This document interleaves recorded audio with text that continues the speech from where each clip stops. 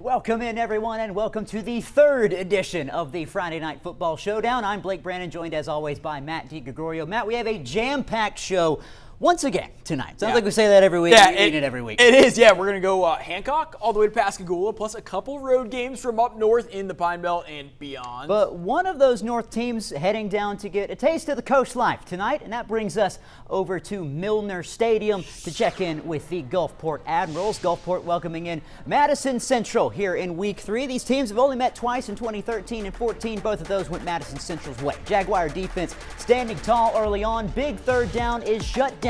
Jamison Mosley gets the quarterback Nico Williams, but Gulfport not down for long. A little later in the first, Williams calls his own number, looking like Cadillac Williams, cruising to the end zone for 6. Extra point was good, and Gulfport would take a 7-0 lead. Madison Central down on the other end in the red zone now. Quarterback Ben Picarella lobs one up. Micah Jones comes down with it, but that's called back for an ineligible man downfield. Jaguars would tack on a field goal and trail 7-3. Madison Central defense still holding strong. Mosley gets to Williams again on 4th and a mile. Gulfport would lead 7-3 at the break, but a huge second half from the Jags would give them the win in this one. They take it 23-21 over Gulfport. Over in Jackson County, it's the annual Singing River Classic between Pascagoula and Gaucher. This one should be in the early goings. We'll pick it up in the second quarter. Gators up 14-0. Silas Quarter hits Amari Jackson, who brings it past midfield. Later in the drive, Pascagoula looking for an answer.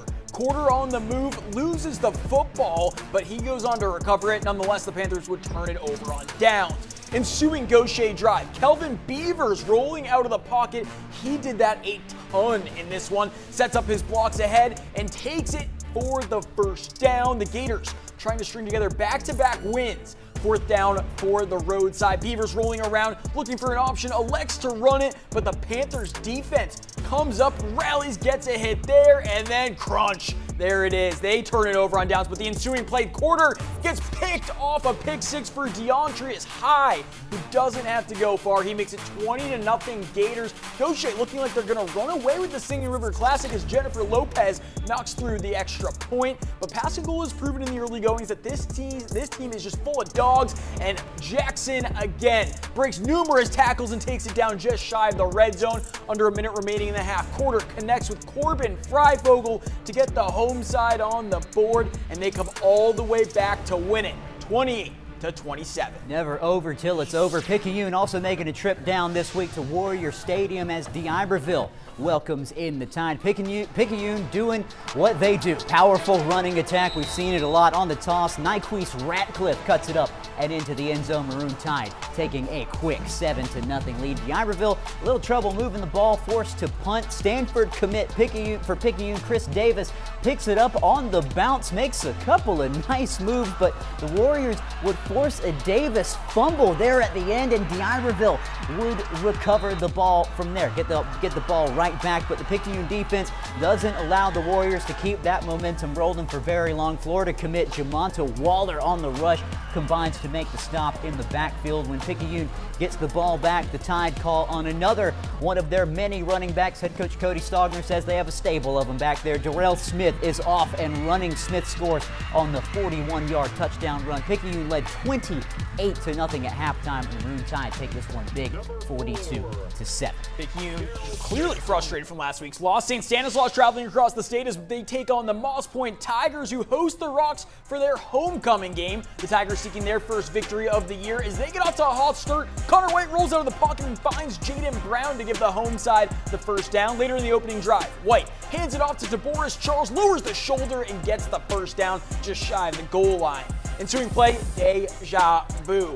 Charles uses his blocks, takes it in for the opening score. It would be a bad snap on the point after attempt, which turned into a 2-point conversion attempt. Tigers take it 8-zip early on. The Rocks looking for an answer. Ian Gonzalez-Rios connects with Ethan Galloway. Later in the drive, Gonzalez-Rios looking to pass, elects to run, and this boy's got moves. Jukes his defender and picks up the first down. St. Stanislaus looking to capitalize on their opening drive. Gonzalez-Rios takes the snap, drops back, but he scrambles again. A few pump fakes, and he delivers a strike on the run to Galloway for the score. But offensive holding takes the touchdown off the board. Doesn't matter to the kid from Mexico City.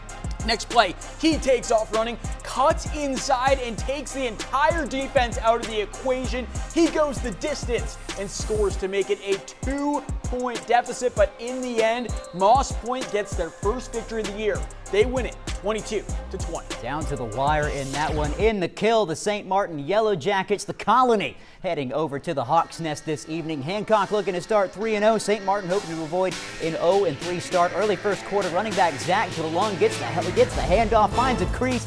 He gone. Nothing but green grass and 6 points ahead of him on an 80-yard rushing touchdown. PAT no good. Hawks would lead 6-0.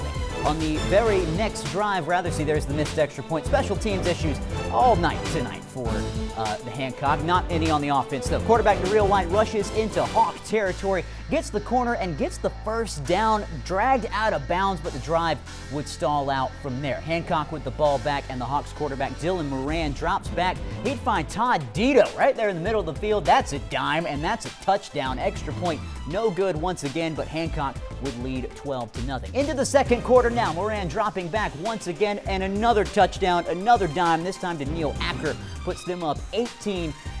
St. Martin, nothing going offensively. Hawks with the ball again. Zach Galung breaking through some tackles, churning his legs. That's a house call, but that one called back for holding. But hey, if it ain't broke, don't fix it. This is not the same highlight. It is the same play, and it is the same result. Galung runs it right back into the end zone. The Hawks win this one big, 42-7 over St. Martin.